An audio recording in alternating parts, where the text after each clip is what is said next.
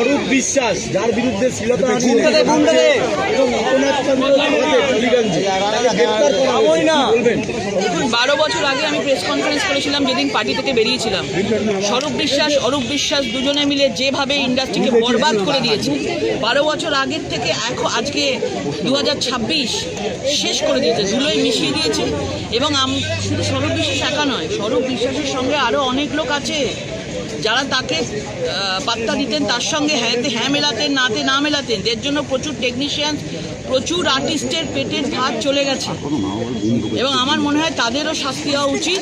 এবং তার বড় ভাই তো ওয়েট করে আছে, বড় রাঘব বোয়াল যারা আছেন, একজন বড় ভাই রয়েছেন, আমরা অপেক্ষায় আছি কখন সেই রাঘব বোয়াল অ্যারেস্ট হয়। শওকত মোল্লার খোঁজে একাধিক মহিলা আর্টিস্ট তারা অভিযোগ করছে কম্প্রোমাইজের শুধু টাকা নয়, তোলাবাজি থেকে আরম্ভ করে হুমকি, একাধিক সবাই নিজের সম্মান নিয়ে আজকে এই আর্টিস্ট পাড়ায়, স্টুডিও পাড়ায় সবাই কাজ করতে আসে, তাদের সংসার চালায় এবং তারা যারা অভিনয়টাকে ভালোবাসে, শিল্পী সত্তা আছে, তারা এখানে কাজ করতে আসে। কিন্তু তারা কখনো কথা দেয়নি যে শিল্পী সত্তাকে বাঁচিয়ে রাখতে গেলে তাদেরকে কম্প্রোমাইজ করতে হবে। আজকের যুগে দাঁড়িয়ে এই জিনিসটা কখনোই অ্যাকসেপ্ট করা সম্ভব নয়। যে সকল মহিলারা যারা বলেছেন তারা সত্য বলেছেন। এরকম অনেক ঘটনা হয়েছে, ধামাচাপা দিয়ে রাখা হয়েছে। আমরা চাই একের পর এক সত্য আসুক, এর সঙ্গে আরও যারা এর মধ্যে জড়িয়ে আছে তাদেরকেও সামনে আনা হোক। বিরোধী দলনেতা হিসেবে লজ্জার কথা, আমরা টলিগঞ্জে এরকম কখনো দেখিনি। এই পরিস্থিতি হতে পারে, যা দৃশ্য দেখেছি তা আমাদের জন্য একজন শিল্পী হিসাবে আমি ক্ষমা চেয়ে নিচ্ছি। এই জিনিস আপনারা যা দেখে নিয়েছেন আগামী দিনে অন্তত এই জিনিস আপনারা ভবিষ্যতে দেখবেন না। আমরা চাই, আমরা এসছি সরকারে, ঠিক আছে, আমাদের পরিবর্তন আমাদের দরকার ছিল। এই সরকার পুরো নষ্ট করে দিয়েছে পুরো ইন্ডাস্ট্রিকে, কিন্তু আমরা কোনো রং চাই না। আমরা কোনো ব্যানার লাগিয়ে, আমরা বিজেপি বলে আমরা কোনো ডিভাইড ব্যান্ড থ্রেটনিং পলিটিক্স আমরা চাইছি না। আমরা স্টুডিও পাড়ায় কোনো পলিটিক্স চাই না। যারা ভালো কাজ করছে, যারা ট্যালেন্ট আছে, যারা কাজ পাবে, সবাই এখানে কাজ করুক।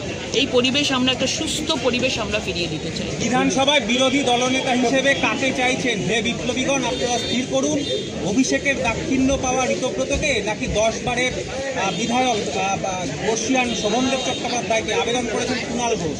সে তাদের মধ্যে যা অবস্থা হয়েছে, তারা ভেঙে চুরমার হয়ে গেছে।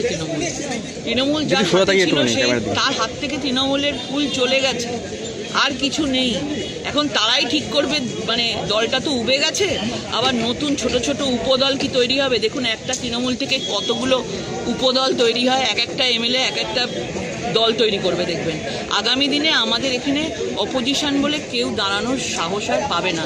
এটা গণতন্ত্রের জন্য খুব খারাপ, কিন্তু বলতে বাধ্য হচ্ছি, প্রত্যেকটা যারা তৃণমূল থেকে জিতেছেন, প্রত্যেকটা লুটেরা রয়েছে, তারা চোর ডাকাতি করেছে। এখন নিজেদের সম্পত্তি, নিজেদের অস্তিত্ব বাঁচানোর লড়াই চলছে, পার্টি বাঁচানোর লড়াই কেউ নেই। শওকত মোল্লাকে এনআইএ সকাল থেকে হন্য হয়ে খুঁজছে, এলাকাবাসী বলছে বাংলাদেশ পালিয়ে যেতে পারে। শওকতের মতন এত বড় ক্রিমিনাল, তারা এলাকার লোকই বলছে তাকে গ্রেপ্তার করা কতটা দরকারই নেই। আপনারা চিন্তা করবেন না, এত প্রত্যেক ঘন্টায় ঘন্টায় গ্রেপ্তার হচ্ছে, এবং যা এরা করেছে দেখবেন খুব তাড়াতাড়ি আপনারা দেখতে পাবেন যে তার সুখবর পেয়ে যাবেন, তিনি অ্যারেস্ট হয়ে একটা পোস্ট করেছেন, তিনি বলছেন, আপনি কি মনে করেন একটি রাজনৈতিক পরিবারের 4 বারের সংসদ সদস্য যিনি মমতা বন্দ্যোপাধ্যায়ের সঙ্গে দীর্ঘদিন যুক্ত থেকে 4 দশক ধরে স্বৈরাচারের বিরুদ্ধে লড়াই করেছেন, তিনি নিজের স্বার্থের কথা ভাবেন? এটা আসলে নীতির বিরুদ্ধে এবং শাসন ব্যবস্থার ব্যর্থতার বিরুদ্ধে দেওয়া একটি রায়।